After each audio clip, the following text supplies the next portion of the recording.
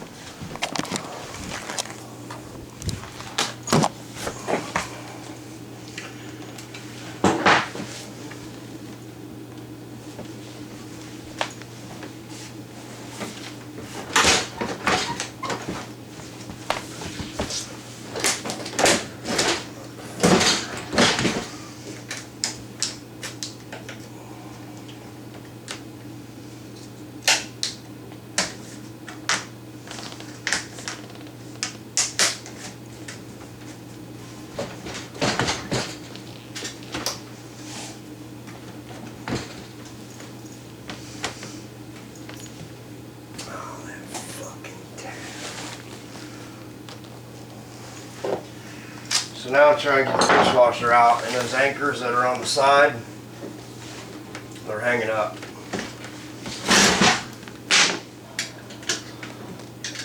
So I kind of suggest if you're not going to use them, take them off.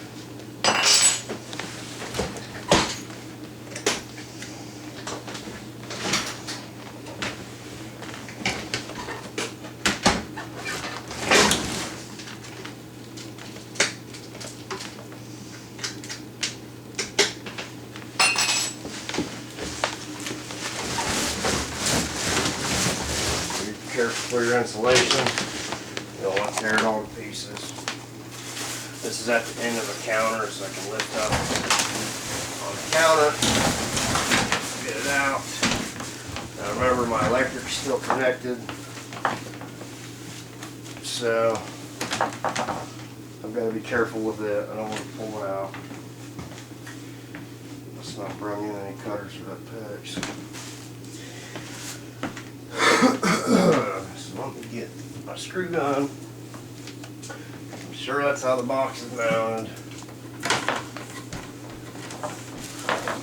And it looks like it's mounted on the inside.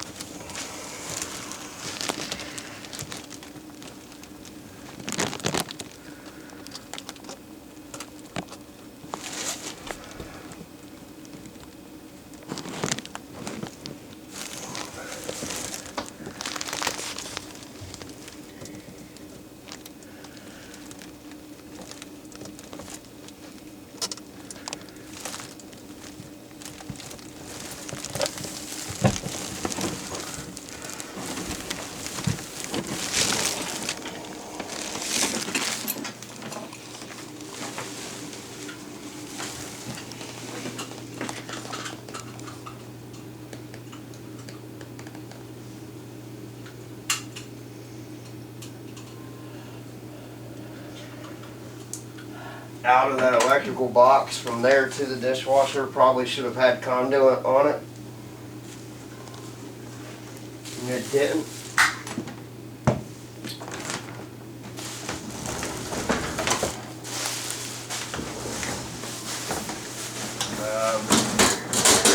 Don't really know that we need to worry a whole lot about it, but to make it proper, it should have had it.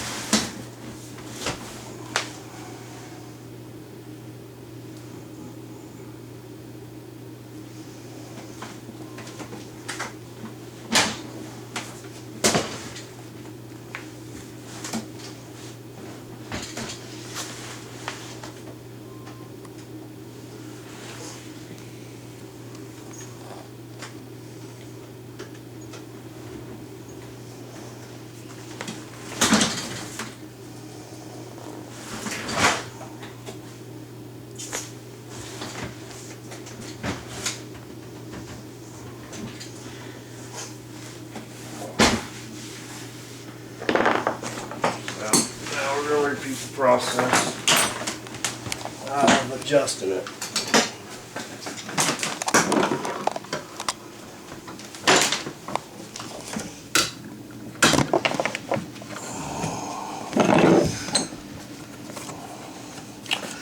A big no-no is when you do pull this dishwasher in and out. Stuff I've done in the past that didn't work out so well for me is grabbing the dishwasher from the center in the front. This door was just a thin piece of metal. You grab that center in front and pull out on it, it's going to buckle. It's going to cause you problems. I mean, obviously if it's the old one you're taking it out, then it's trash, it don't matter. If you're trying to put this in a buddy's house, or you know, mom wants you to put the dishwasher in or her out, whatever it is, you don't want to have to damage the dishwasher and then be looking at you all crazy. Heck, it could be an old lady for that matter. Mom will look at you all kind of crazy. These are like her tools. Her tools for her if she's a stay-at-home. She went out there and busted up your circular, so you wouldn't be very happy. Oh, comic relief. Alrighty. So,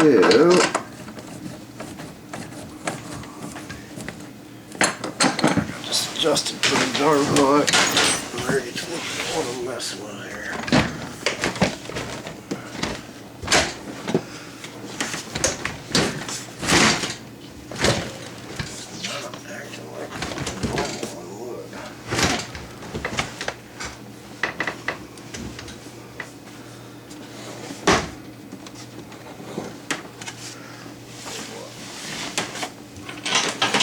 That back there.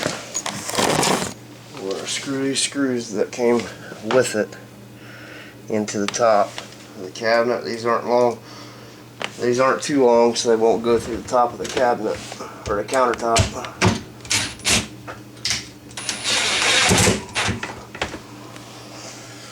Let me get that top side anchored, and then I can deal with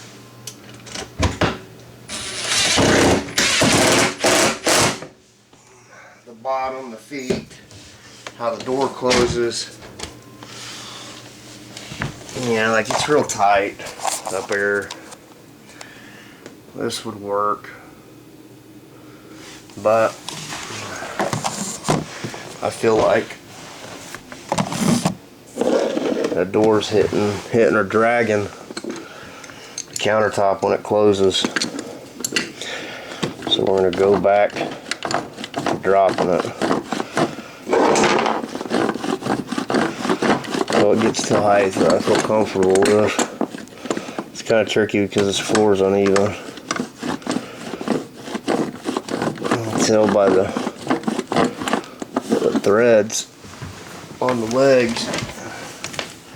This other side hasn't even hit yet.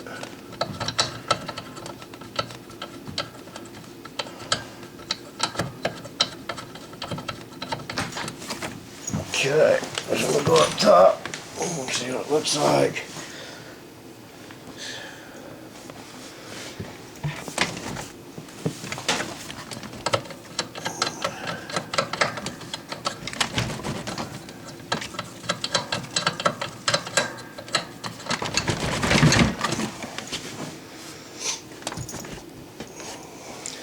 For me, I'm good with that gap. It's a little bit better. I need to fix the leg a little bit more because this side's got a bigger gap than that side. So I can try to make adjustments to make it right. I'm gonna try to lift up right here.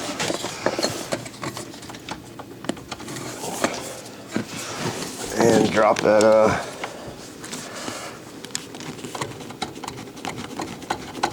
leg a little bit.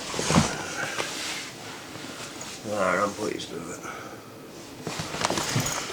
So back to the plumbing part of it. Hooking up this water line.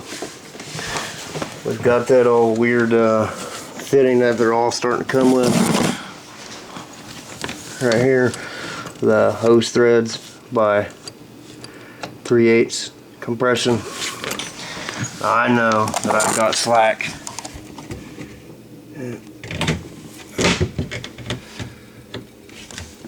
inside the cabinet. So I am going to cut the water line.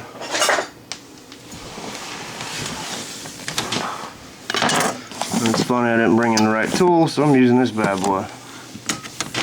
As long as it's a good straight cut, you'll be alright.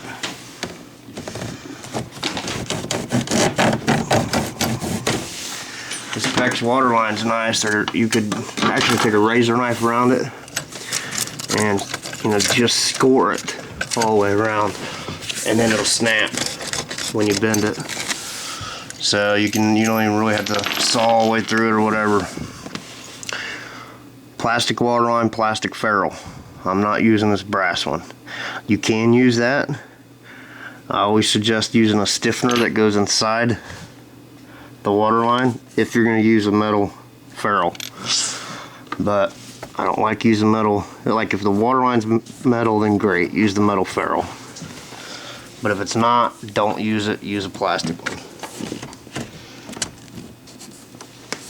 So you get your 3/8 compression nut on there, and then I'm going to take one of these ferrules off my keychain.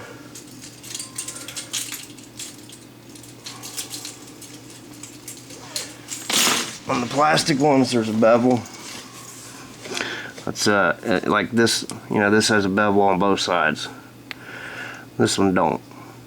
That smaller beveled side is going to go into your fitting. So the thicker side, you're going to put toward the nut.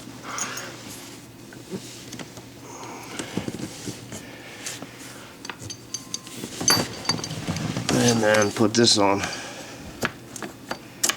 I always suggest doing this side, these threads first, because they're a little bit finer than the other threads. You can do both, you can do it in either order. The key thing was doing it, using the right fittings and stuff. These don't have to be super tight to get you a good seal. But, you put this dishwasher in, it's going to be in here for a number of years, so it doesn't hurt to make it nice and snug if you want. Again, they don't have to be, you can get after you get it hand tight, put a 1/4 of a turn or a half turn on it, it'll be good for years. I've probably done roughly 1 full turn, maybe 1 1/2. Now to the hard part. And it's only hard because you just got to be careful what you're doing. Don't cross thread it. I don't know what it's going to take to replace that solenoid.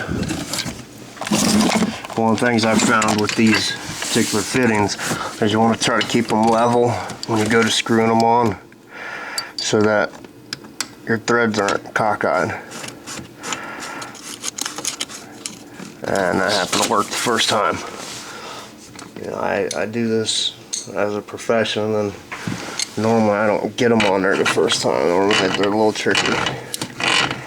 So I just done 1, 2, 3, 4, 5, 6. The thing is extremely tight. I bet I could have got away with 3, but why not? It's got a rubber gasket in it. Eventually the rubber's going to wear out. We just hope that it lasts longer than the dishwasher. So we've got our electric hooked up on the dishwasher. We've got our drains been hooked up. We just hooked our water line up. Now we need to go underneath of it, or underneath the cabinet, and hook in that part. Same thing. We're still working with plastic water line, so we're going to go plastic ferrule.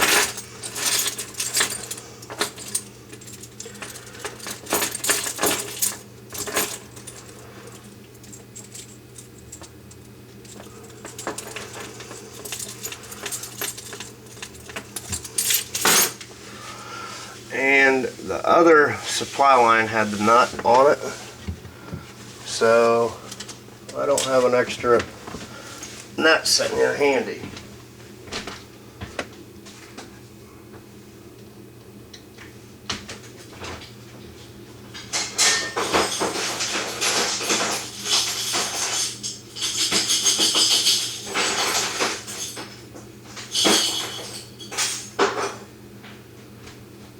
More left over from swapping it out.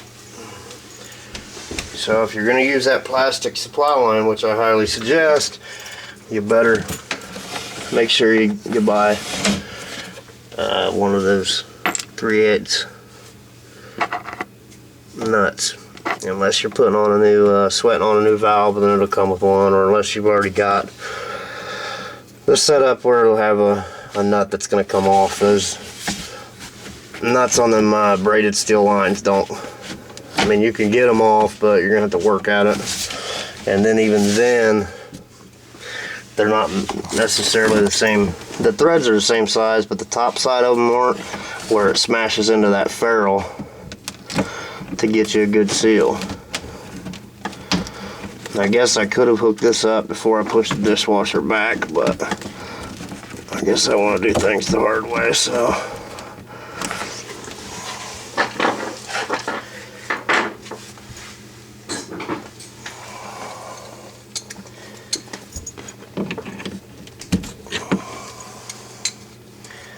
Now you want to make sure that water line goes in there a little bit so they don't blow out on you.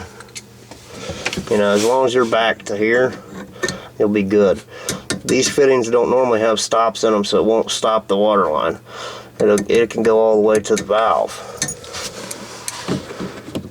Is it going to hurt if you go all the way to the valve? No, not unless that valve's open and you got the water shut off somewhere else, like the water heater. Then it'll go inside your valve, and in the future you won't be able to turn it off because that supply line will be inside of it.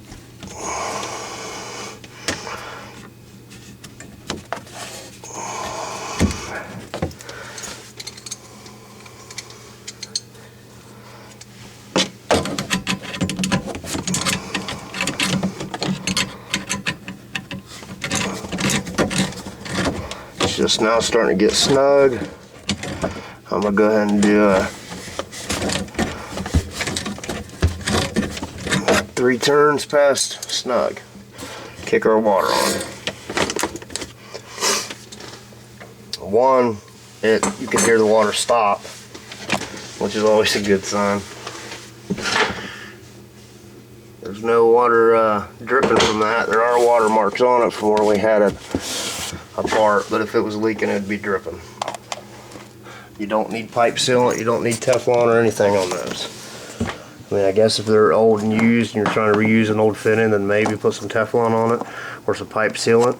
That ferrule is your seal, so that's the only place that you need to put any if you're going to put it. Don't put it on the threads, that ain't gonna help it. The threads don't do nothing for you. I mean, unless you put the sealant on there and it made the nut turn a little easier, but it's not going to stop it from leaking. Same thing here. If you put the threads, put some sealant on the threads of that solenoid that comes out, it ain't gonna do nothing for you. Your seal is that rubber that's up in there. That's the rubber is your seal, and that's what's preventing the water from coming out. So we got the water on. Everything looks good. Remember, all this is easy. We're just going backwards from what we done earlier.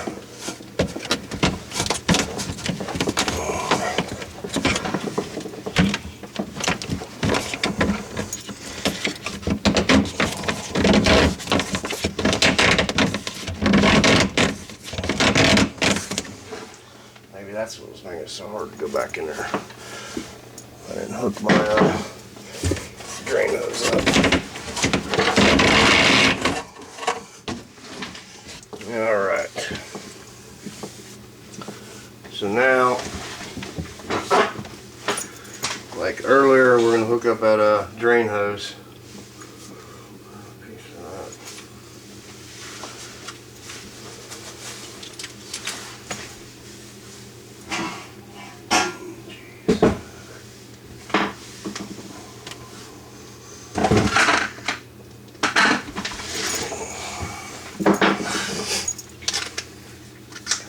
We already had a dishwasher here, so remember, we don't need to knock out the knockout inside the garbage disposal because we already had a dishwasher hooked up. Now there's some funk inside this discharge port, so I just cleaned the funk out because I don't want it to give us any problems. Probably grease, soap scum, food, all that good stuff. I've seen those hoses clog with the grease on jobs.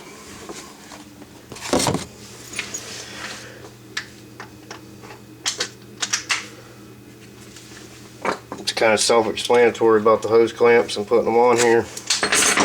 You can see on the dishwasher there's beveled spots, like barbed, like we were talking on the drain hose. That's where you're going to want to put the clamp. Remember, if you don't have your hole drilled up high inside the cabinet like that, then you're going to have to anchor that drain line up high. If you want to be lazy and don't anchor it, fine. It ain't going to hurt anything. The only thing it's going to do is when the drain backs up, it's going to go back into your dishwasher.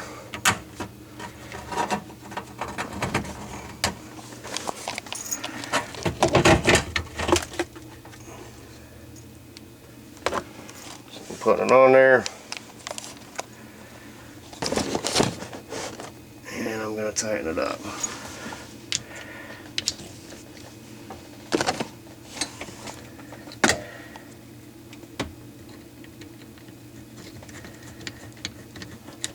Hose clamp is 5/16.